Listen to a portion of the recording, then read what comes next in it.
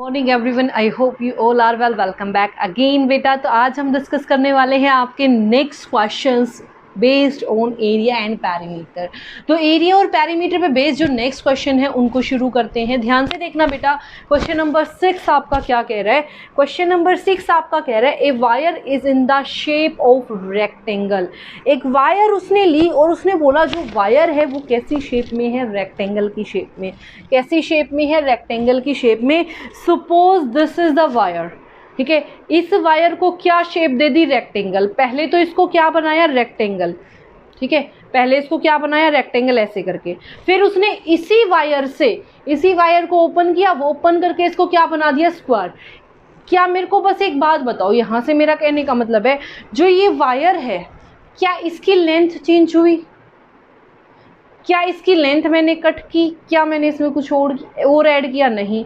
तो अगर मैं इसको पहले रेक्टेंगल बना रही हूँ तो ये बाउंड्री, ये क्या बना रही है, ये वायर सिर्फ बाउंड्री बना रही है ना बेटा।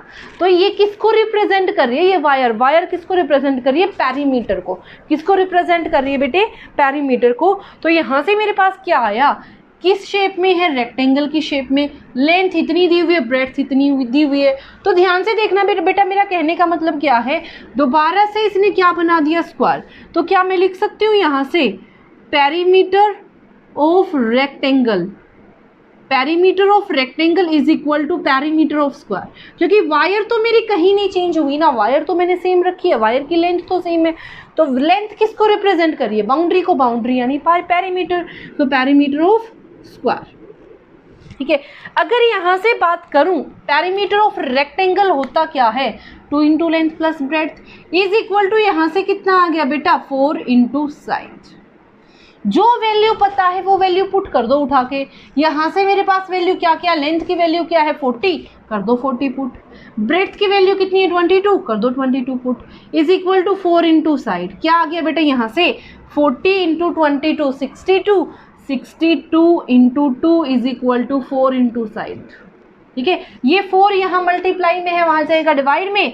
सो side is equal to 62 into 2/4। यहाँ से देखो बेटा, 2 जा, यहाँ से 2 3 जा और 2 1 जा, तो कितना आ गया, 31 सेंटीमीटर। कितना आ गया यहाँ से, 31 सेंटीमीटर, ठीक है। तो बेटा ये था आपका साइड, ये थी आपकी साइड की मेजरमेंट आ गई। Side of the square is this. After that he ask find which shape encloses more area. मेरे को बताना है कौन सी शेप ने एरिया ज़्यादा लिया, यानी कि मेरे को एरिया निकालना है रेक्टेंगल का भी और स्क्वायर का भी। तो ध्यान से देखो मैं क्या लिख रही हूँ, एरिया ऑफ रेक्टेंगल। क्या आ जाएगा यहाँ से, लेंथ इंटू ब्रेड्थ। और लेंथ मेरे पास कितनी गिवन है, 40, breadth is given to be 22, 40 into 22 into 4, 22 4 जा 88, तो कितना, 888 सेंटीमीटर स्क्वायर। ये तो किसका आया, रेक्टेंगल शेप जो मैंने दी थी। दूसरा मेरे को क्या निकालना है, स्क्वायर। तो यहाँ से क्या निकालूंगी, एरिया ऑफ स्क्वायर। वो क्या होता है बेटा, साइड इंटू साइड। क्या होता है, side into side. And side हमने क्या निकाली, 31, सो 31 इंटू 31। तो 31 को जब मैंने 31 से मल्टीप्लाई किया, 1 3 3 1 जा 3 3 3 जा 9, तो कितना आ गया, 961। कितना आ गया यहाँ से, 961 सेंटीमीटर स्क्वायर। अब उसने मेरे से पूछा कौन सी शेप ने ज़्यादा एरिया लिया। अब मेरे को बताओ, ये इसने ज़्यादा एरिया लिया, इसने ज़्यादा एरिया लिया, इसने। तो यहाँ से क्या आ गया, square enclosed more area. Square ने क्या किया, ज्यादा एरिया लिया, ठीक है। तो बेटा ये तो our question number 7। Question number 7 क्या कह रहा है, the perimeter of a rectangle is given to be this and the breadth is given to be this, we have to find the length and area of that rectangle. तो जो मेरे को given है सबसे पहले वो क्या गिवन है, पेरीमीटर ऑफ रेक्टेंगल। कितना गिवन है बेटा, 130 सेंटीमीटर। और पेरीमीटर इन एक्चुअल में होता क्या है, 2 इंटू लेंथ प्लस ब्रेड्थ, और उसकी वैल्यू कितनी दे रखी है, 130। और लेंथ की वैल्यू मैंने निकालनी है, ब्रेड्थ की वैल्यू कितनी दे रखी है, 30। तो यहाँ पे बी की वैल्यू मैंने क्या कर दी, पुट। बी की वैल्यू कितनी है, इसे पहले लिख लेना, breadth of rectangle is given to be 30 centimetre. ठीक है, तो यहाँ से क्या आ गया 2 into length plus 30 is equal to 130। ये 2 यहाँ मल्टीप्लाई में है, वहाँ जाएगा तो डिवाइड में। So length plus 30 is equal to 130 by 2, यानी कि 2 6 2 5 कितना आ गया 65। ये प्लस है, ये वहाँ जाके माइनस, तो लेंथ की वैल्यू कितनी आ गई 65 माइनस 30। अगर 65 में से 30 माइनस करती हूँ तो कितना बचा, यहाँ से 5, 6 में से 3 गया 3, यानी कि length is given to be 30 centimetre. दूसरा क्वेश्चन इसी के अंदर उसने क्या पूछा, we have to find the area of that rectangle. तो क्या लिखेंगे, area of rectangle is equal to length into breadth. और लेंथ मेरे पास कितनी आई है 35, ब्रेड्थ मेरे को कितनी गिवन थी 30, तो 35 इंटू 30। 0 एज इट इज, 3 5 15, 1 3 3 9 और 1 10, तो 1050 सेंटीमीटर स्क्वायर क्या है एरिया। तो ये था बेटा आपका question number 7। Now move to our hello. तो बेटा आप अब आते हैं आपके क्वेश्चन नंबर 8 पे। तो क्वेश्चन नंबर 8 आपका क्या कह रहा है, ध्यान से देखना बेटा। The door of length 2 metre and breadth 1 metre fitted in a wall, and जो लेंथ है वॉल की वो दी हुई है इतनी, ब्रेड्थ इतनी दी हुई है। Find the cost of white washing. दीवार को पेंट करना है, दीवार को वाइट वॉश करना है, दरवाजे को नहीं। ये आपकी दीवार है, इस दीवार पे यहाँ एक दरवाज़ा लगवाया गया है, तो ये अब मेरे को वाइट वॉश क्या करना है, ये वाला एरिया, और उसकी कॉस्ट भी निकालनी है। तो बेटा ये वाला एरिया वाइट वॉश होगा ना, पेरीमीटर तो नहीं होगा।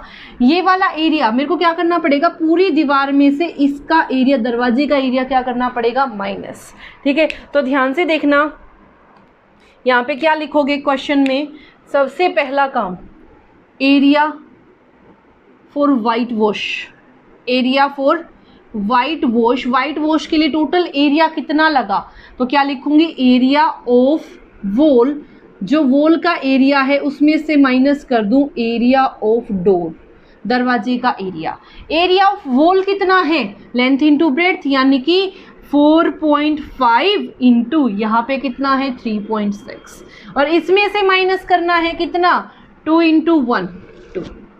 ठीक है, इन दोनों का भी लेंथ इंटू ब्रेड्थ और इन दोनों का भी लेंथ इंटू ब्रेड्थ। इसके लिए इसकी लेंथ और ब्रेड्थ, और इसके लिए इसकी लेंथ और ब्रेड्थ।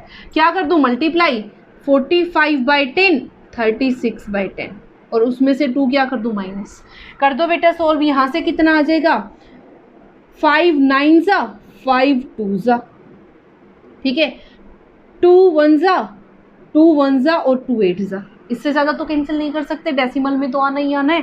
18 9 8 की 9 से मल्टीप्लाई, 7 9 8 72, 7 9 1 9 9 और 7 16, तो कितना आ गया 16.2, और 16.2 में से 2 माइनस करूंगी तो कितना बन गया 14.2 सेंटीमीटर स्क्वायर।